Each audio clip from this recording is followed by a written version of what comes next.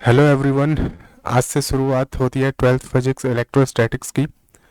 देखिए ये चल रहा है नवंबर और आज से अभी भी बहुत टाइम है, 2-3 महीने का टाइम है। तो ज़्यादा टेंशन लेने की ज़रूरत नहीं है। 2-3 महीने के अंदर पूरी की पूरी फिजिक्स हम लोग यहाँ पे को कवर करेंगे। तो चलिए शुरुआत करते हैं आज के लेक्चर की। देखिए जो हमारा इलेक्ट्रोस्टैटिक्स का पोर्शन है, इसमें हम लोगों ने क्या क्या चीज़ें पढ़नी है उसको समझिए और किस तरीके से हमने ठीक है आगे को बढ़ना होगा ताकि 2-3 महीने के अंदर हमारा पूरा जो सिलेबस है वो कवर हो जाए। इसके लिए आप लोगों ने करना क्या है, आप लोगों ने मेरे टेलीग्राम चैनल को ज्वाइन कर लेना है। वीडियो आप लोगों ने सिर्फ सुनना है। वीडियो के साथ साथ आप लोगों को नोट्स बनाने की ज़रूरत नहीं है, क्योंकि जो नोट्स हैं आप लोगों को टेलीग्राम चैनल पर मिल जाएंगे। और जो टेलीग्राम चैनल है उसका जो लिंक है वो मैं डिस्क्रिप्शन बॉक्स में डाल दूंगा। तो चलिए शुरुआत करते हैं इलेक्ट्रोस्टैटिक की। देखिए इलेक्ट्रोस्टैटिक का मतलब क्या है। ये जो ब्रांच है, इस ब्रांच में हम लोग करते क्या है, अगर कोई चार्ज मेरे पास रेस्ट में है तो उसकी हम स्टडी करते हैं किसके अंदर, इलेक्ट्रोस्टैटिक के अंदर। अब यार देखो, चार्ज रेस्ट में कब होगा, एक सोचने वाली बात है। क्योंकि अगर मैं एक एटम की भी अगर मैं बात करूँ ना, तो क्या होता है, सेंटर पे न्यूक्लियस होता है और इलेक्ट्रॉन क्या करते हैं, उसके चारों तरफ रिवॉल्यूशन करते हैं। तो ऐसे में सवाल पैदा होता है कि जब एक एटम में इलेक्ट्रॉन हमेशा रिवॉल्व कर रहा है तो फिर वो रेस्ट में कैसे होगा। ये पहला सवाल है। दूसरा सवाल कि यार आखिर ये जो चार्ज है वो होता क्या है। सिंपली चार्ज, चार्ज क्या चीज होती है। देखो आप लोगों ने सुना होगा पॉजिटिव चार्ज, आप लोगों ने सुना होगा नेगेटिव चार्ज। तो सवाल पैदा होता है कि ये चार्ज है क्या। और दूसरा सवाल ये पैदा होता है कि ये चार्ज रेस्ट में आएगा कैसे, क्योंकि इलेक्ट्रॉन तो हमेशा रिवॉल्यूशन करता है। अब आप लोगों में से किसी का सवाल होगा, ठीक है, कोई ये आर्ग्यूमेंट कर सकता है कि जो न्यूक्लियस है वो तो रेस्ट में है, तो एक तरीके से हम बोल सकते हैं कि चार्ज रेस्ट में भी हो सकता है। बट यार एक चीज देखो, इलेक्ट्रॉन न्यूक्लियस के चारों तरफ रिवॉल्यूशन करता है, ये अभी तक की कहानी थी। बट इससे आगे की कहानी यह है कि ये जो न्यूक्लियस है ना, ये भी इलेक्ट्रॉन के चारों तरफ रिवॉल्यूशन करता है। बोलने का मतलब सिचुएशन ऐसी है कि ये न्यूक्लियस है और ये इलेक्ट्रॉन है। अब जो इलेक्ट्रॉन होगा वो न्यूक्लियस के चारों तरफ क्या करेगा, रिवॉल्यूशन करेगा, कुछ इस तरीके से। अब ये क्लॉकवाइज एंटी क्लॉकवाइज कुछ भी हो सकता है, वो बस देखने का नजरिया है। और ये जो न्यूक्लियस है ना, ये न्यूक्लियस भी क्या करेगा, इस इलेक्ट्रॉन के चारों तरफ रिवॉल्यूशन करेगा, कुछ इस तरीके से। बट ये जो न्यूक्लियस है ना, ये बहुत हैवी होता है, डेंस होता है। तो इसका जो रिवॉल्यूशन है वो हमको नजर नहीं आता। और इलेक्ट्रॉन इतना हल्का है कि उसका रिवॉल्यूशन हमको क्या होता है, इतनी तेजी से रिवॉल्व करता है कि उसका रिवॉल्यूशन हमको नजर आ सकता है। ठीक उसी तरीके से जैसे एक घड़ी में जो सेकंड वाली सुई है वो हमको घूमते हुए नजर आती है, बट जो आवर वाली सुई होती है वो हमको घूमते हुए नजर नहीं आती। क्यों, क्योंकि इसकी स्पीड बहुत कम है।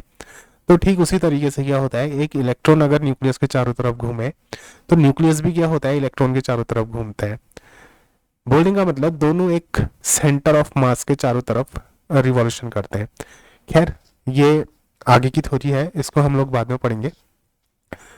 तो फिलहाल दो सवालों के जवाब में हम लोग आएंगे कि चार्ज रेस्ट में होगा कब, और दूसरा ये जो चार्ज है ये होता क्या है। तो सबसे पहले समझो कि चार्ज क्या चीज है। देखिए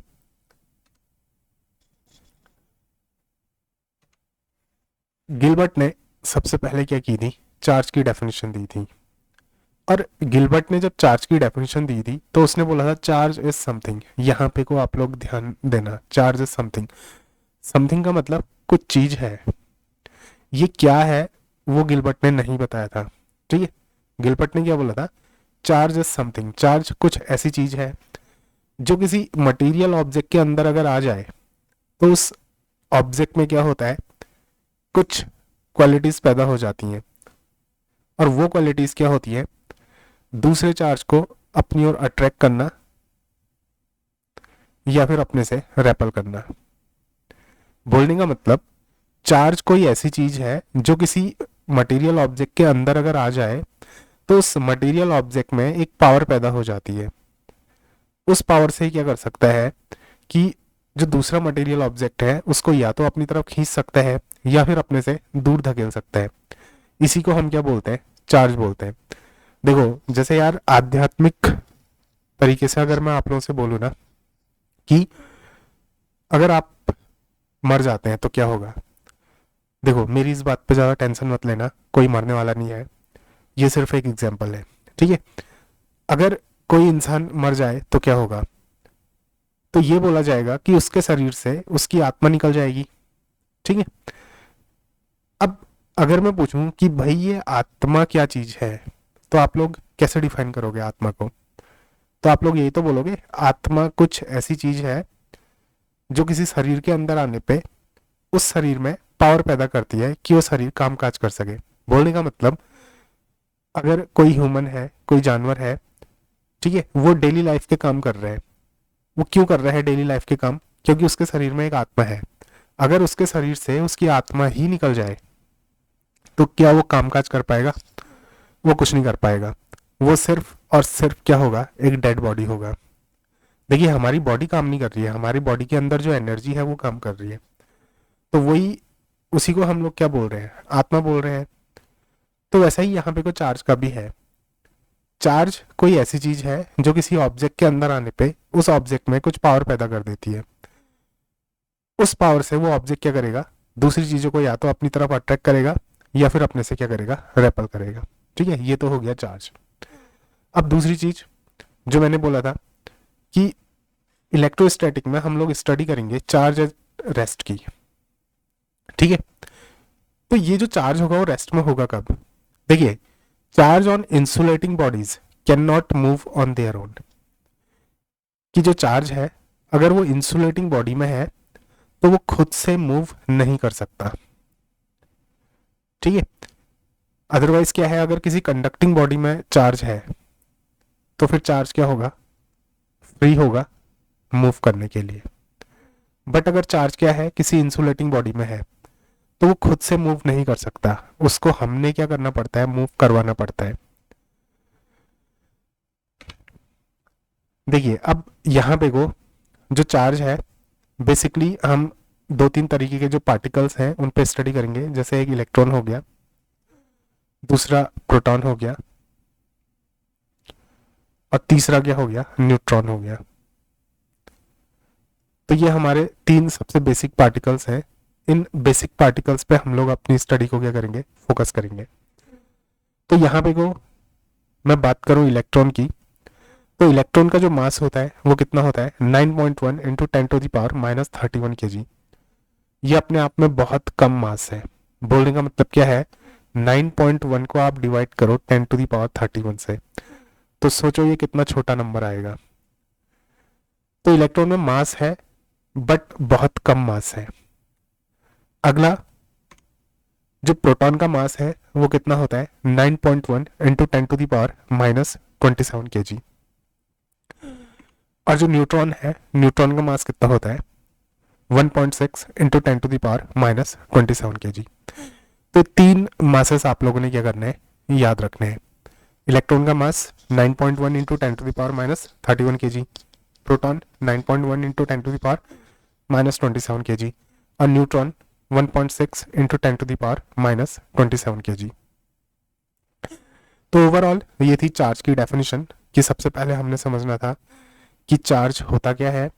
दूसरी चीज, अगर हम लोग स्टडी करेंगे चार्ज एट रेस्ट की, तो चार्ज रेस्ट में कब होगा, ठीक है। इन नॉर्मल सिचुएशन क्या होगा, चार्ज आपको रेस्ट में नहीं मिलेगा। कोई इलेक्ट्रॉन आपको कहीं पे को सोया हुआ, कहीं पे को पड़ा हुआ, कहीं पे को गिरा हुआ नहीं मिलने वाला है, ठीक है। ना ही कोई न्यूक्लियस आप लोगों को इस तरीके से मिलने वाला है। अगर वो कंडक्टिंग बॉडी में है तो वो फ्रीली मूव करेंगे। इवन अगर एक एटम भी है तो उसमें भी इलेक्ट्रॉन हमेशा क्या करेगा, मूव करते रहेगा। इलेक्ट्रॉन क्या, न्यूक्लियस भी हमेशा क्या करते रहेगा, मूव करते रहेगा। दोनों एक सेंटर ऑफ ठीक है, मास के अराउंड क्या करते रहेंगे, मूव करते रहेंगे। बट जब बात करते हैं इंसुलेटिंग बॉडीज की, तो इंसुलेटिंग बॉडीज में क्या होता है, देखो हम किसी तरीके से अगर किसी इंसुलेटिंग बॉडी में कोई चार्ज डाल देंगे तो वो जो चार्ज है उस इंसुलेटिंग बॉडी में खुद से मूव नहीं कर पाएगा। तो ऐसा करने के लिए हम लोगों ने क्या करना होता है, कुछ एक्सटर्नल उसको पावर देनी होती है, ठीक है, ताकि वो चार्ज क्या कर सके, मूव कर सके। चलिए आगे को बढ़ते हैं। उसके बाद देखिए ग्रेविटेशनल फोर्स निकालते हैं दो इलेक्ट्रॉन्स के बीच में जो 1 सेंटीमीटर दूर होंगे। अब मैं ग्रेविटेशनल फोर्स क्यों नहीं बोल रहा हूँ, उस चीज़ को समझो। मैंने बोला था कि चार्ज दो टाइप के हैं, एक पॉजिटिव चार्ज हो गया, दूसरा नेगेटिव चार्ज हो गया। इलेक्ट्रॉन को हम क्या लेते हैं, ठीक है, इलेक्ट्रॉन को हम क्या लेते हैं, नेगेटिव चार्ज। अब एक प्रॉपर्टी होगी, प्रॉपर्टी क्या होगी, देखो कि जो सेम चार्जेस हैं, सेम चार्ज, वो क्या करेंगे, एक दूसरे को रेपल करेंगे, ठीक है, रेपल ईच अदर। और जो अपोजिट चार्ज है वो एक दूसरे को क्या करेंगे, अट्रैक्ट करेंगे। देखो ये यूनिवर्सल लॉ मान के चलो इसको, कि जो अपोजिट नेचर है वही एक दूसरे को क्या करेगा, अट्रैक्ट करेगा। सेम नेचर एक दूसरे को क्या करेगा, रेपल करेगा। ठीक है, दो लड़के हैं एक दूसरे को रेपल करेंगे, एक लड़का है और एक लड़की है, वो एक दूसरे को क्या करेंगे, अट्रैक्ट करेंगे। और ये जो होगा ये यूनिवर्स की हर एक चीज पे अप्लाई होगा, इंसानों में, जानवरों में, पेड़ पौधों में, ठीक है, इवन ये जो स्मॉल पार्टिकल्स हैं उनमें भी। तो अब यहाँ पे को मैं ग्रेविटेशनल फोर्स क्यों निकाल रहा हूँ, क्योंकि आपने 11th क्लास में ग्रेविटेशन पढ़ा होगा। ग्रेविटेशन में क्या होता था, दो मास अगर मेरे पास है m1 और ये दूसरा मास है m2, तो ये दो मास एक दूसरे को अपनी तरफ क्या करते हैं, अट्रैक्ट करते हैं। और जिस फोर्स से वो अट्रैक्ट करेंगे वो फोर्स क्या होगा, gravitational force, F equal to G m1 m2 upon R square. तो यहां पे को अगर इलेक्ट्रॉन की बात करें तो इलेक्ट्रॉन का भी तो अपना खुद का मास है, भले ही मास कम है बट है तो सही। तो अगर इलेक्ट्रॉन के पास खुद का मास है तो दो इलेक्ट्रॉन एक दूसरे को क्या करेंगे, अट्रैक्ट भी करेंगे। अब कितने फोर्स के साथ वो दो इलेक्ट्रॉन एक दूसरे को अट्रैक्ट करेंगे, ये हमने क्या करना है, कैलकुलेट करना है। फिर यहां से एक चीज निकल के आप लोगों के सामने आएगी और वो चीज क्या होगी उस पर अभी ध्यान देंगे। चलिए इसको थोड़ा सा क्या करते हैं, मिटा देते हैं।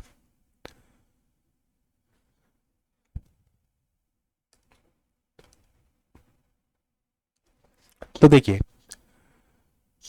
ग्रेविटेशनल फोर्स कैसे निकलेगा, m1, m1 क्या ले लूंगा, एक इलेक्ट्रॉन का मास कितना होता है 9.1 इंटू 10⁻³ -31 kg। m2 भी क्या होगा, सेम होगा, m1 equal to m2 equal to इतना। और ग्रेविटेशनल कांस्टेंट, ग्रेविटेशनल कांस्टेंट की जो वैल्यू है वो क्या होती है 6.67 इंटू 10⁻11। ठीक है, ये क्या होगी ग्रेविटेशनल कांस्टेंट की वैल्यू। तो इन दोनों के बीच लगने वाला जो फोर्स है F इक्वल टू कितना हो जाएगा, ये हो जाएगा G m1 m2 upon R square. R कितना दे रखा है 1 सेंटीमीटर, इसको किस में कन्वर्ट कर लेंगे, मीटर में कन्वर्ट कर लेंगे। तो ये कितना आ जाएगा, ये आ जाएगा, देखिए जी की वैल्यू रखी 6.67 इंटू 10⁻11 इंटू, देखो m1 इंटू m2 करेंगे तो दोनों सेम है तो इसका स्क्वायर हो जाएगा 9.1 इंटू 10⁻31। इस पूरे का क्या हो जाएगा, होल स्क्वायर हो जाएगा, अपॉन ये कितना हो जाएगा, 1 सेंटीमीटर को मीटर में कन्वर्ट कर लो 10⁻² मीटर, इसका क्या हो जाएगा, स्क्वायर हो जाएगा। आर स्क्वायर क्या होती है, डिस्टेंस होती है। एक मिनट,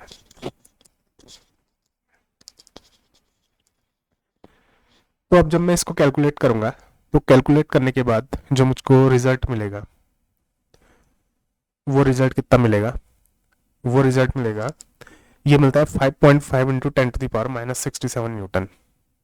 5.5 इंटू 10⁻⁻67 न्यूटन। ये क्या निकला, दो इलेक्ट्रॉन के बीच ग्रेविटेशनल फोर्स। अब ये जो ग्रेविटेशनल फोर्स होगा ये क्या होगा, force of attraction, force of attraction.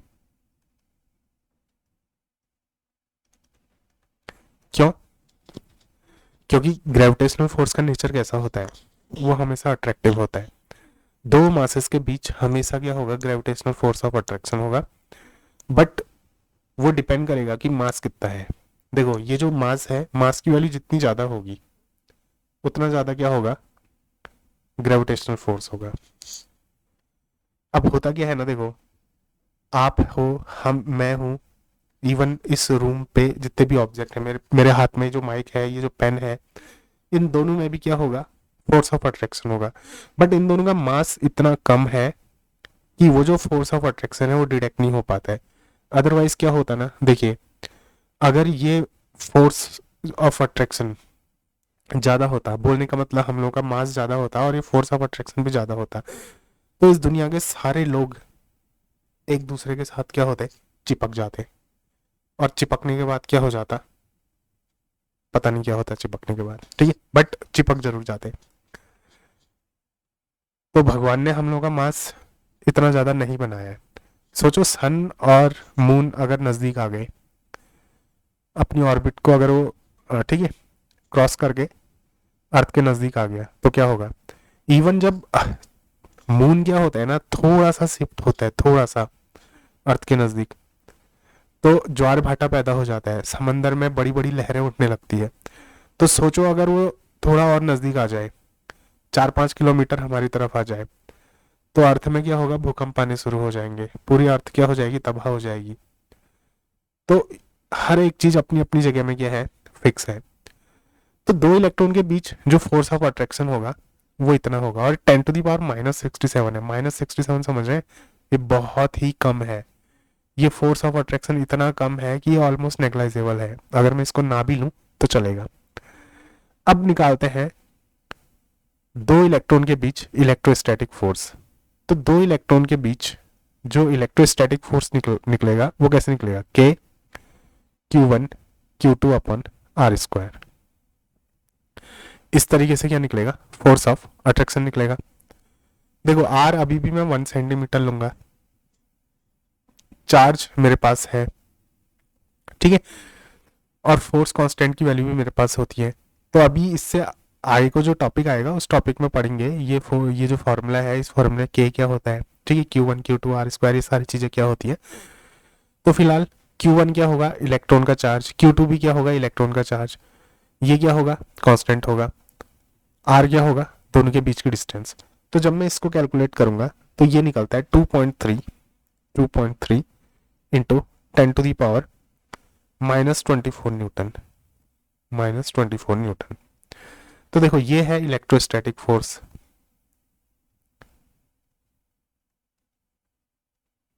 Electrostatic force. और ये जो ऊपर निकला ये क्या निकला, ग्रेविटेशनल फोर्स। ये होगा फोर्स ऑफ अट्रैक्शन और ये होगा फोर्स ऑफ रिपल्सन। तो ये क्या होगा, फोर्स ऑफ रिपल्सन, ठीक है। तो अब देख लो फिर, जो रिपल्सन का फोर्स है वो है -24 और जो फोर्स ऑफ अट्रैक्शन है वो -67। तो बताओ बड़ा नंबर कौन सा होगा, 10⁻⁻24 बड़ा होगा या फिर 10⁻⁻67 बड़ा होगा। तो अब इसी बात है, ये माइनस में है तो 10⁻24 क्या होगा, बड़ा होगा। तो बोलने का मतलब फोर्स ऑफ रिपल्सन क्या है, बहुत ज़्यादा है, किसके कंपैरिजन में, फोर्स ऑफ अट्रैक्शन के कंपैरिजन में। तो यहाँ पे को दो इलेक्ट्रॉन के बीच जो लगने वाला फोर्स ऑफ अट्रैक्शन होता है हम उसको क्या करते हैं, इग्नोर करते हैं, उसको हम काउंट नहीं करते। बट जो फोर्स ऑफ रिपल्सन है वो क्या होता है, एज कंपेयर टू अट्रैक्शन ज़्यादा होता है, तो इसलिए हम लोग इसको क्या करते हैं, काउंट करते हैं। तो इसलिए हम बोलते हैं कि दो इलेक्ट्रॉन्स के बीच में क्या होगा, फोर्स ऑफ रिपल्सन होगा। ठीक है, फोर्स ऑफ अट्रैक्शन नहीं होगा, बल्कि क्या होगा, फोर्स ऑफ रिपल्सन होगा। बट एक्चुअल में क्या है कि फोर्स ऑफ अट्रैक्शन भी है और फोर्स ऑफ रिपल्सन भी है, दोनों चीजें हैं। ठीक है, तो देखिए जो रिपल्सिव फोर्स है वो अट्रैक्टिव फोर्स से हमेशा क्या होता है, ज्यादा होता है। किसमें, एक इलेक्ट्रॉन, सॉरी दो इलेक्ट्रॉन्स के बीच में या फिर दो चार्जेस के बीच में। किसकी वजह से, इलेक्ट्रिक चार्ज की वजह से। इसमें लिख देता हूं, due to electric charge, electric charge. Electric charge की वजह से जो रिपल्सिव फोर्स होता है वो अट्रैक्टिव फोर्स से क्या होता है, हमेशा ज्यादा होता है। और जो न्यूट्रॉन्स हैं उनमें कोई चार्ज नहीं होता, ध्यान रखना। इलेक्ट्रॉन में कैसा चार्ज होता है, नेगेटिव चार्ज। प्रोटॉन में कैसा चार्ज होता है, पॉजिटिव चार्ज। और न्यूट्रॉन क्या होता है, न्यूट्रल होता है, इसमें कोई चार्ज नहीं होता। लेकिन हाँ, इसमें मास होता है, इसका मास होता है। ठीक है, neutrons have no charges but they have masses. अगला देखिए, like charges repel each other and unlike charges attract each other. ये बात मैं भी आप लोगों को समझा चुका हूँ कि जो सेम चार्जेस हैं वो क्या करेंगे, रेपल करेंगे, और जो अपोजिट चार्जेस हैं वो क्या करेंगे, एक दूसरे को अट्रैक्ट करेंगे। अब देखिए, अब ये जो चार्ज है, अभी मैंने इससे पहले आप लोगों को एक चीज बताई थी, इसको ध्यान से देखिए एक बार। मैंने क्या बोला था, charge on insulating bodies can not move on their own. जो इंसुलेटिंग बॉडीज हैं उसमें जो चार्ज होता है वो खुद से मूव नहीं कर सकता। ठीक है, अब अगर वो खुद से मूव नहीं कर पाएगा तो वो चार्ज उसमें आएगा कैसे, मीन्स कि हम इंसुलेटिंग बॉडी में चार्ज डालेंगे कैसे। तो उस चीज़ को समझना। एक बार मैं इसको थोड़ा सा डिलीट कर दूं, क्योंकि इसके बाद जो मैं यहाँ पे को पढ़ा रहा हूँ इसको मैं एज अ पीडीएफ सेव कर दूंगा, और पीडीएफ सेव करने के बाद इसको मैं टेलीग्राम चैनल पे डाल दूंगा। तो वहाँ से आप लोग इसको क्या कर लेना, डाउनलोड कर लेना। तो इसके नोट्स बनाने की आप लोगों को बिल्कुल भी ज़रूरत नहीं पड़ेगी। और ये जो शॉर्ट नोट्स यहाँ पे को तैयार होंगे एग्जाम के टाइम पे, इसका क्या कर लेना, रिवीजन कर लेना।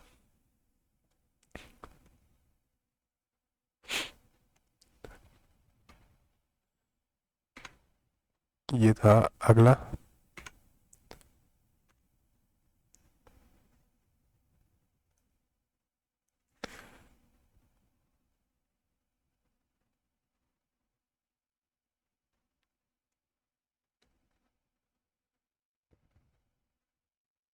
तो देखिए यहाँ तक हो चुका था। ठीक है, like charges repel each other and unlike charges attract each other.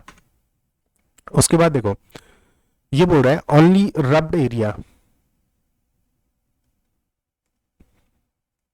Only rubbed area of non conducting bodies gate charge. देखो जैसे मान लीजिए ये एक नॉन कंडक्टिंग बॉडी है। ठीक है, ये क्या है, एक नॉन कंडक्टिंग बॉडी है, नॉन कंडक्टिंग बॉडी। अब ये जो नॉन कंडक्टिंग बॉडी है, इस बॉडी में क्या होगा, चार्ज वहीं पे को आएगा जहां पे को इसको क्या किया जाएगा, रब किया जाएगा। रब करने का मतलब, मैंने इस बॉडी को किसी दूसरी चीज से रगड़ना शुरू किया तो वहां पे को क्या आ जाएगा, आइदर पॉजिटिव या फिर नेगेटिव चार्ज आ जाएगा। मान लीजिए इतने वाले हिस्से में मैंने क्या किया, इसको रब किया, तो रब करने से क्या होगा, इतने वाले हिस्से में क्या होगा, चार्ज आ जाएगा। This charge does not move to the other parts of the body. और ये जो चार्ज है ना वो बॉडी के दूसरे पार्ट्स में मूव नहीं करने वाला है, तो इसलिए इसको क्या बोला जाता है, स्टैटिक चार्ज बोला जाता है। इसको क्या बोला जाता है, स्टैटिक, स्टैटिक चार्ज इसको बोला जाता है। ठीक है, क्योंकि ये नॉन कंडक्टिंग बॉडी में है और जहां पे को उस नॉन कंडक्टिंग बॉडी को रब किया जाएगा उतने ही हिस्से में क्या होगा, चार्ज आएगा। और ये चार्ज बॉडी के दूसरे हिस्से तक नहीं जाने वाला, इसलिए इसको क्या बोलते हैं, ठीक है, स्टैटिक चार्ज बोलते हैं। स्टैटिक बोलने का मतलब रुका हुआ, डायनामिक बोलने का मतलब क्या होता है, मूव करता हुआ। ठीक, उसके बाद देखिए, if an electrically charge rod brought near the flow of water the flow gets slightly diverted. अगर आप क्या करते हैं ना, जैसे मान लीजिए ये एक नल है,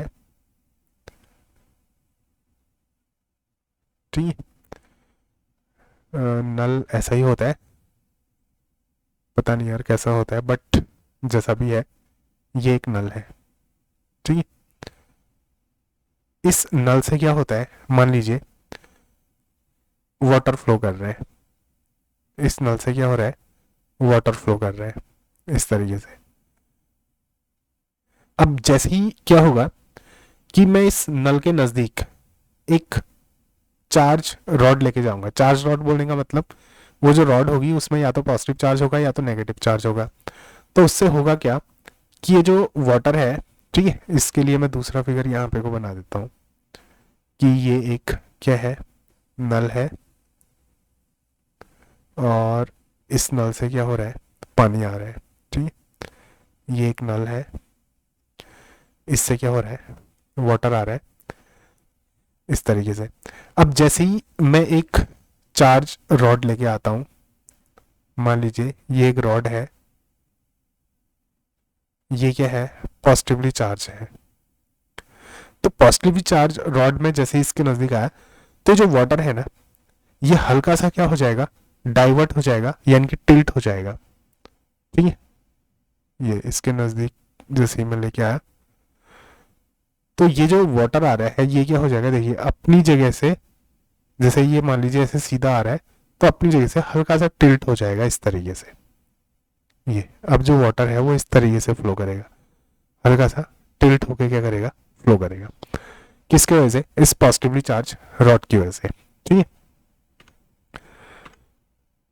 उसके बाद हमारा जो अगला टॉपिक है, अच्छा, गोल्ड लीफ इलेक्ट्रोस्कोप। इससे पहले एक चीज और देख लिए, जैसे जो कंडक्टर है, कंडक्टर में जो चार्ज है वो क्या करते हैं, फ्रीली मूव करते हैं। कंडक्टर पे चार्ज क्या करेंगे, फ्रीली मूव करेंगे। एक मिनट, इसको यहीं लिख देता हूँ। ठीक है, कंडक्टर्स में क्या होता है, कंडक्टर्स में चार्ज फ्रीली मूव करते हैं। ठीक है, charge moves freely. Non conductors में क्या होता है, नॉन कंडक्टर्स,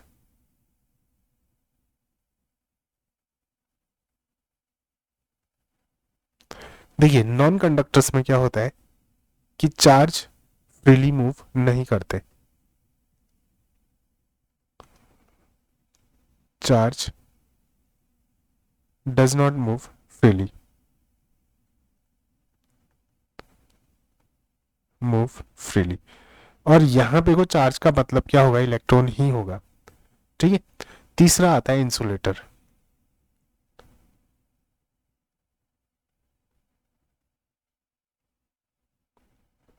इंसुलेटर, इंसुलेटर में क्या होता है, देखिए इंसुलेटर नॉन कंडक्टर्स ही होते हैं, बट ये क्या करते हैं कि एक्सटर्नल जब पोटेंशियल अप्लाई किया जाता है तो ये ठीक है, प्रॉपर्टी शो करते हैं किसकी, ठीक है, इलेक्ट्रिक चार्ज की। बोलने का मतलब इनकी सरफेस पे क्या होता है, चार्ज आ जाता है। तो ये क्या होता है, ट्रांसमिट इलेक्ट्रिक इफेक्ट, प्रॉपर्टी बोल रहा हूँ, electric effect, transmit electric effect, transmit electric effect without conducting.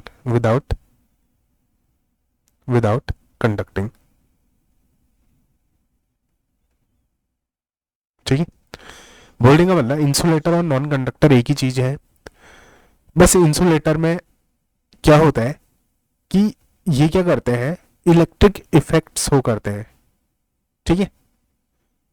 क्या शो करते हैं? ये ट्रांसमिट करते हैं electric effect without conducting, conduction नहीं होगा, बट जो इलेक्ट्रिक इफेक्ट होता है वो होगा। बोलने का मतलब जिस तरीके से एक कंडक्टर काम करता है, इलेक्ट्रिसिटी को पास कराता है, उसी तरीके से ये भी क्या करेंगे, इलेक्ट्रिसिटी को पास कराएंगे, बट कंडक्शन नहीं होगा। वो कैसे होता है वो हम आगे को देखेंगे, ठीक है। चलिए अब इसमें आते हैं हम लोग गोल्ड लीफ इलेक्ट्रोस्कोप पे। देखिए जो गोल्ड लीफ इलेक्ट्रोस्कोप है वो क्या होता है उसको समझो।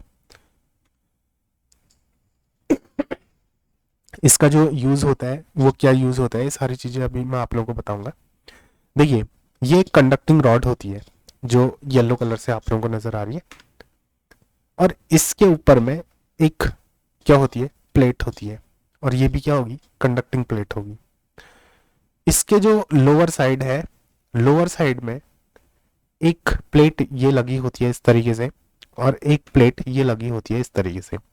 और ये जो प्लेट होती है ये किसकी प्लेट होती है, ये गोल्ड की प्लेट होती है, ठीक है। ये जो दो प्लेट्स हैं ये किनकी प्लेट्स होती है, गोल्ड की। और ये क्या होती है ना, गोल्ड की बहुत पतली प्लेट्स होती हैं। ये क्या होती है, गोल्ड की बहुत पतली प्लेट्स होती हैं, ठीक। इतनी पतली कि उसमें इलेक्ट्रिक चार्ज का इफेक्ट शो हो सके। देखो ये जो पूरा का पूरा सेटअप है उसको एक बॉक्स के अंदर रखा जाता है कुछ इस तरीके से, और यहां पे को क्या होती है, एक रॉड लाई जाती है। ये जो रॉड होगी वो क्या होगी, इलेक्ट्रिकली चार्ज रॉड होगी, ठीक है। अब प्रोसेस क्या होगी उसको मैं अभी आप लोगों को समझाऊंगा। और यहां पे को क्या होगा, एक प्लेट लगाई जाती है, और यहां भी क्या होती है, एक टिन की एक प्लेट लगाई जाती है, ठीक है। तो ये ओवरऑल क्या होता है, एपरेटस तैयार होता है गोल्ड लीफ इलेक्ट्रोस्कोप का। तो देखो ये येलो कलर से क्या है, एक कंडक्टिंग रॉड है, ठीक है। उसके ऊपर में क्या है, एक प्लेट है, ये भी कंडक्टिंग होगी। यहाँ पे को गोल्ड की दो पतली पतली प्लेट लगाई गई है, एक प्लेट ये होती है, दूसरी प्लेट ये होती है, ठीक। इस पूरे सिस्टम को एक बॉक्स के अंदर क्या होता है, क्लोज किया जाता है, और बॉक्स के यहाँ पे को दो प्लेट्स लगाई जाती हैं। और ये प्लेट्स क्यों लगाई जाती हैं उस चीज को अभी हम लोग समझेंगे, ठीक है। तो देखो ये है क्या, it is an instrument used for detecting the presence of electric charge and it's polarity. देखो किसी चीज में इलेक्ट्रिक चार्ज है या नहीं है, इस चीज को चेक करने के लिए इस इलेक्ट्रोस्कोप का यूज किया जाता है। जैसे मान लीजिए ये जो रॉड है, ठीक है, इस रॉड में चार्ज होगा या नहीं होगा, इसको चेक करने के लिए किसका इस्तेमाल किया जाएगा। मान लीजिए इसमें क्या है, पॉजिटिव चार्ज है, ठीक है। तो कितना पॉजिटिव चार्ज है इस बात को चेक करने के लिए किसका इस्तेमाल किया जाएगा, ठीक, गोल्ड लीफ इलेक्ट्रोस्कोप का इस्तेमाल किया जाएगा। अब ये पूरा का पूरा काम किस तरीके से होगा, देखिए हमारे पास ये जो चार्ज रॉड है, इस रॉड को मैं किससे टच करूंगा, इस प्लेट से टच करूंगा। तो अब जैसे कि ये प्लेट जो है ये कंडक्टिंग प्लेट है, ये कंडक्टिंग प्लेट है, तो इस रॉड से जो चार्ज है उस वो कंडक्ट होकर इस प्लेट पे आ जाएगा, ठीक है। इस प्लेट पे वो चार्ज आ जाएगा। इस प्लेट से चार्ज क्या होगा, नीचे रॉड में पास हो जाएगा। इस प्लेट से चार्ज कहाँ चले जाएगा, नीचे रॉड पे पास हो जाएगा, ठीक है। और ये जो चार्ज है इस रॉड से होता हुआ ये कहाँ जाएगा, ये जो गोल्ड लीफ है इसमें जाएगा। तो देखिए कुछ चार्ज कहाँ चले गया, ये वाली लीफ पे चले गया, और थोड़ा अमाउंट चार्ज का ये वाली लीफ पे आ जाएगा, ये जो प्लेट है इस पे आ जाएगा। अब देखिए इसमें भी पॉजिटिव चार्ज है और इसमें भी पॉजिटिव चार्ज है। मैं इसको नाम दे देता हूँ एफ, इसको भी नाम देता हूँ, अच्छा इसको एफ नाम नहीं देते, इसको नाम देते हैं एल। ये जो प्लेट्स हैं इनको हम क्या नाम दे देते हैं, इसको एल, इसको भी एल नाम दे दिया। अब देखिए इसमें भी पॉजिटिव चार्ज है, इसमें भी पॉजिटिव चार्ज है, दोनों में पॉजिटिव चार्ज है। तो प्लेट एक दूसरे को क्या करेगी, रेपल करेगी। प्लेट एक दूसरे को रेपल करेगी तो प्लेट ऐसे फैल जाएगी। देखिए जैसे मुझको देखिए, ये एक हाथ मेरा एक प्लेट है, ये दूसरा हाथ मेरा दूसरी प्लेट है। इन दोनों प्लेट्स में अगर पॉजिटिव चार्ज है तो ये रेपल करेगी और रेपल करने के बाद ऐसे फैल जाएगी। ठीक है, तो ये रेपल करने के बाद इस तरीके से फैल जाएगी। तो इसमें कितना डाइवर्जेंस आया है, कितना फैलाव आया है, ठीक, कितना डाइवर्जेंस आया है, कितना फैलाव आया है, इस डाइवर्जेंस को हम लोग क्या करेंगे, नोट कर लेंगे। ये जो डाइवर्जेंस है, इस डाइवर्जेंस को,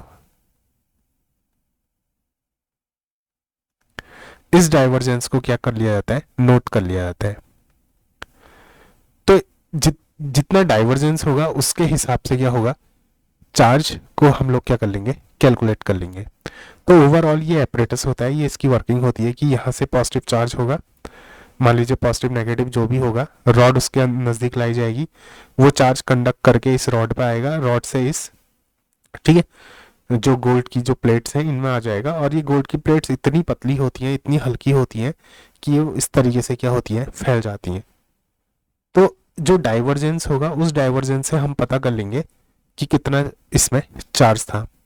और रही बात, ये जो दो प्लेट्स हैं इनको मैं नाम देता हूँ एफ, और इसको भी नाम देता हूँ एफ। एफ एफ जो प्लेट्स हैं ये इस पूरे एपरेटस की जो सेंसिटिविटी है उसको बढ़ाने का काम करते हैं। ठीक है, पूरे एपरेटस की सेंसिटिविटी को बढ़ाने का काम करेंगे। और ये जो रॉड है इसको मैं नाम देता हूँ आर, और ये जो प्लेट है इस प्लेट को मैं नाम देता हूँ डी। ठीक है, तो देखिए होता क्या है, एल एल जो है, एल एल, ये एल और ये L are two extremely thin gold foils. ये क्या है, गोल्ड की फॉइल्स हैं। ठीक है, आर जो है वो एक मेटेलिक रॉड होगी, डी क्या होगा, एक मेटेलिक डिस्क होगी। ये जो डी है ये क्या होगा, एक मेटेलिक डिस्क होगी। एफ एफ क्या होगी, टिन की फॉइल्स है। ये जो एफ एफ है ये क्या है, टिन की फॉइल्स है, जो सेंसिटिविटी को इंक्रीज करता है। सेंसिटिविटी बोलने का मतलब कि ये कितना सेंसिटिवली, ठीक है, चार्ज को मेजर कर सकता है, चार्ज का मेजरमेंट कर सकता है। बोलने का मतलब अगर बहुत कम चार्ज है ना तो उसका भी ये मेजरमेंट ले ले तो उसको हम सेंसिटिविटी बोलते हैं। सेंसिटिविटी जितनी ज़्यादा होगी ये उतने कम चार्ज को भी क्या कर सकता है, डिटेक्ट कर सकता है। और इसकी जो वर्किंग है वो मैं आप लोगों को समझा चुका हूँ। ठीक है, तो ओवरऑल लास्ट में क्या किया जाता है, देखिए, by measuring the divergence of gold foil, gold foil का जो भी डाइवर्जेंस होगा, the amount of charge can be calculated, charge कितना चार्ज है वो हम क्या कर सकते हैं, कैलकुलेट कर सकते हैं। तो ये था आज का ओवरऑल लेक्चर। उम्मीद करता हूँ कि ये लेक्चर आप लोगों को समझ में आया होगा, और टेलीग्राम चैनल को जरूर ज्वाइन कर लेना। मिलते हैं अगले वीडियो में, तब तक के लिए धन्यवाद, नमस्कार। कट जा, कट जा, कट जा, 1 मिनट, ओके।